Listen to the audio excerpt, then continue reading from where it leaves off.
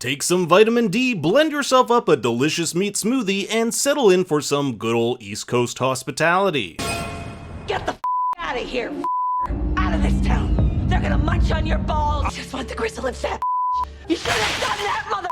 After over a year and a half since Season 9's 1984, we finally have Season 10 double feature. And I don't know about you guys, but this was the best start to an AHS I've seen in a long time, and there is a lot to unpack. In this video, we'll be taking a deep dive into episodes 1 and 2, theories on the pale creatures, what can actually stop them, and where the story is headed. Not to mention connections to the greater AHS universe. Warning, there will be spoilers for episodes 1 and 2, and sleuthing with footage from the released previews. But before we begin, be sure to like and subscribe as I'll be covering every episode of the season. Welcome to Provincetown, Massachusetts, where the men are pale and the roadkill plentiful. Here we'll see our protagonist Harry Gardner, played by AHS alum Finn Whitrock, alongside his wife Doris and daughter Alma. They stomp along the road where it appears a deer has been ripped apart by some sort of creature. Now, if you've listened to the radio program KPCD 666 that FX has released over the last few days, I'll leave a link to the first chapter in the description. You'll know that large roadkill has been spotted around town, which is curious since all the bears should be hibernating. Doris also brings up Lyme disease here, something she'll bring up several times throughout the episode and even investigate on her laptop. You don't want to get Lyme. There's Lyme disease all over this area. The fact the writers keep bringing this up hints at where this story may be headed. Lyme disease is an illness that affects the nervous system, and typical symptoms include fever, vomiting, headache, and fatigue. And who vomits, sleeps a lot, and has headaches? Doris. Even she remarks how it's weird she throws up, considering she should be past the morning sickness phase of her pregnancy. But here's where it gets even more interesting. Another side effect some may experience from Lyme disease is an allergy to red meats. Red meats, particularly the blood, are needed to sustain those who take the black pills. With Harry and Alma both having taken black pills by the end of episode 2, the pieces of the puzzle are starting to fit together. We also know that TB Karen steals a baby for Belle Noir to eat. Something will undoubtedly happen where Doris and her baby will be in jeopardy of being fed on, but maybe with her Lyme disease blood, it may kill or stop whomever feasts on her. I'm not 100% sold on this just yet, since we do see Harry suck on Doris's finger, but there could be a few explanations for this that have yet to be revealed. Lyme disease may also have something to do with the pale creatures attacking Doris. Something about her is seen as a threat, hence why she's attacked in broad daylight and later at night. We get a new AHS intro which doesn't give away too many clues, just a lot of images of beaches, meat, black pills, and art which seem to be major motifs of the season. Here we see the Welcome to Provincetown sign established in 1686. In my trailer breakdown video, which you should check out if you haven't seen, I'll leave a link to it in the description, I discussed how Provincetown's past could come into play. AHS loves to do flashbacks, and there might even be a connection to Season 5's Roanoke, since there's even mention of the Pilgrims and the colony they set up here. The Gardners have taken a rental from the Brown family for the winter, in an attempt to get away from the city and hopefully for Harry to find some inspiration for his screenwriting career. In the third radio chapter, we get an ad for Provincetown Rentals, which may have been the site used to find such a place. They're getting these 3 months free in exchange for Doris redecorating the place. And this is important. We'll later see how Doris struggles with her redecorating and believing she's not good enough. All 3 members of the Gardner family are artists. Harry's a writer, Alma a musician, and Doris a decorator. On his way to the market, Harry notices these red lights turn on outside some of the homes. We'll also see a similar light outside Belle Noir's. I wonder if this is some sort of sign for the pale creatures not to attack homes with red lights. At the market, Harry runs into tuberculosis Karen, played by Sarah Paulson, and my god, she's great,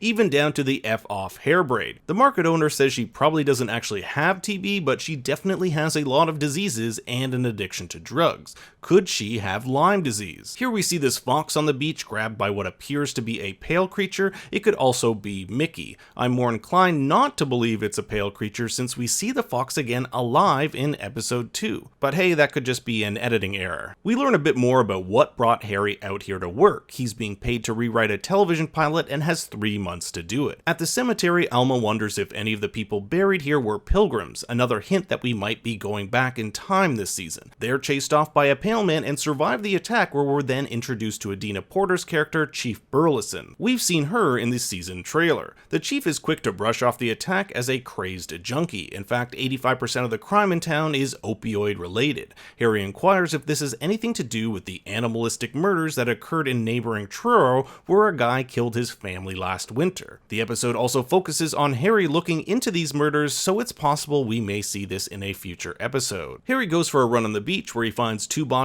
washed ashore, which one of the detectives says may be the work of a great white. Mickey will later talk about his love for Jaws later on, which I thought was fun. In the Chapter 3 radio broadcast, there are even mentions of great white attacks. We're getting reports of drownings up and down the shore and even some great white attacks. But this is more likely the work of the pale creatures or even Belle or Austin. We've seen Dennis O'Hare's character Holden, who we have not met yet, come across mutilated remains on a similar beach in the trailer. We still don't know who this R insignia ring belongs to. The only person with an R as a first or last name we've met so far is Rose Flynn, the radio host heard in the KPCD recordings, who likely dies at the end of the 3rd broadcast. But this appears to be jewelry of someone a little bit more wealthy, so who knows. Harry comes home and decides not to tell his wife about the 2 bodies he found washed ashore. A bit strange, instead wanting to celebrate life with her by taking her out to the only restaurant open in town, the Muse. But she gets sick and tells him to go enjoy a drink by himself there, telling him to bring her back a steak or burger since she's craving red meat. New to AHS's Macaulay Culkin's Mickey, a male prostitute who offers to frottage with Harry. It's French for rubbing our dicks together. We're also treated to a musical number by Evan Peters and Francis Conroy's characters, Austin and Belle Noir. Both are artists who invite Harry over for a drink.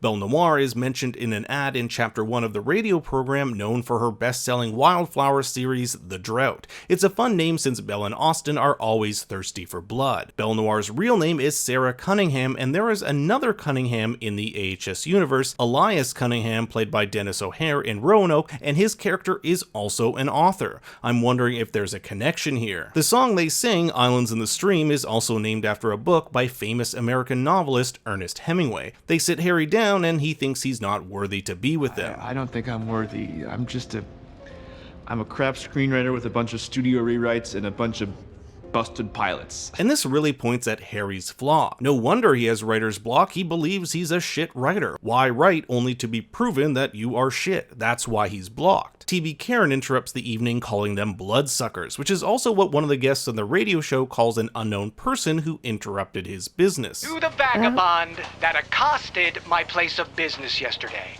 I'm certain you don't have a phone, or hell, even a bed, but I know you're listening out there.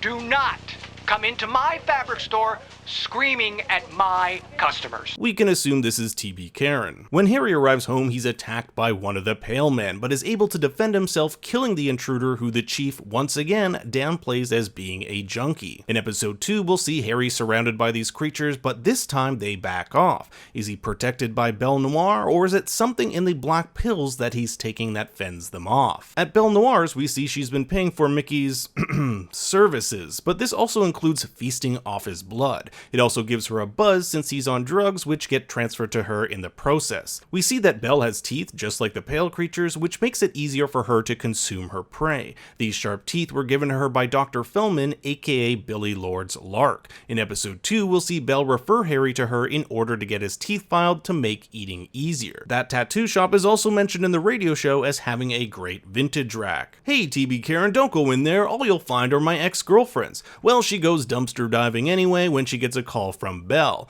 Belle supplies TB with drugs in exchange for favors, like collecting babies for her to feast on. Although TB Karen says it's not about the drugs for her, it's about getting Belle's protection from the creatures, so it'll be interesting to see if Belle has some sort of control over them. Belle says, "Most people would sell their soul for greatness. I know I did."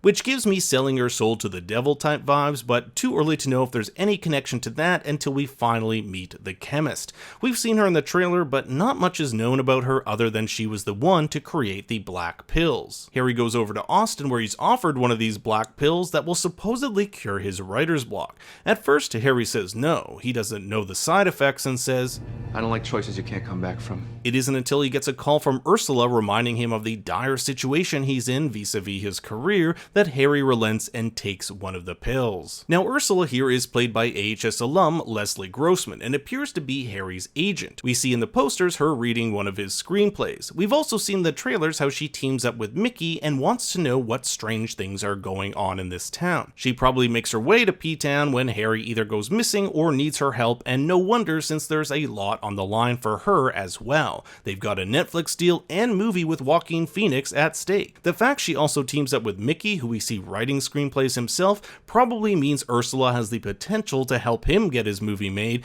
and career going. I should also mention, with Mickey and Harry both being screenwriters, it's totally possible that one of their works becomes the second part of double feature Death Valley, and that's how these two are linked. So Alma watches her father take the black pill and gets the idea in her head that she can become a better artist like her dad if she takes one too. This is what happens in episode 2 when she takes a pill in order to improve her performance of Paganini. We even get a brief glimpse of her bowing on stage, harkening back to her dream of becoming a famous violinist. The first shot of episode 2 is of a leaky faucet, a metaphor for how Harry's creativity is about to dry up. It's in this episode we see the ups and downs of taking the pill. On the one hand, he can write like a banshee, but on the other, he becomes insanely irritable, taking his frustrations out on his wife and daughter. Don't be jealous because I found inspiration and you can't play fucking Paganini. Let's not forget how absolutely cocky he gets. This is really good.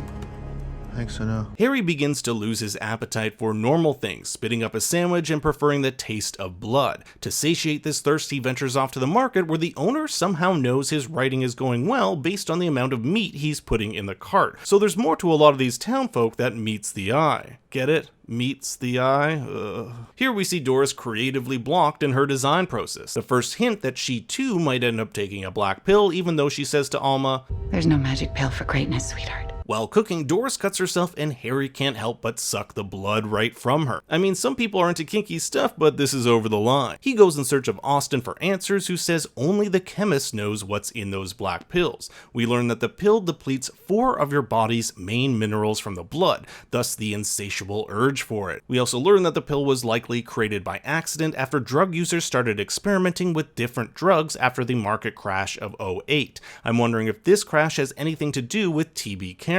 She says the last time she was with a man was around 15 years ago. That's about 2 years off, and I'm really hoping we get a TB Karen flashback to see what caused her to turn to drugs. The black pill also doesn't work if you don't have any talent to begin with. That's how you get those pale creatures who Austin calls both flesh phantoms and hacks. When Harry gets the call about his writing success, he says to Doris, "We're gonna be rich!" And this isn't the first time art as just a way to make money has been brought up. Austin says it a lot, but what will be their downfall here is that art isn't about what makes the most money. The only characters who really love art for what it truly is TB Karen and Mickey.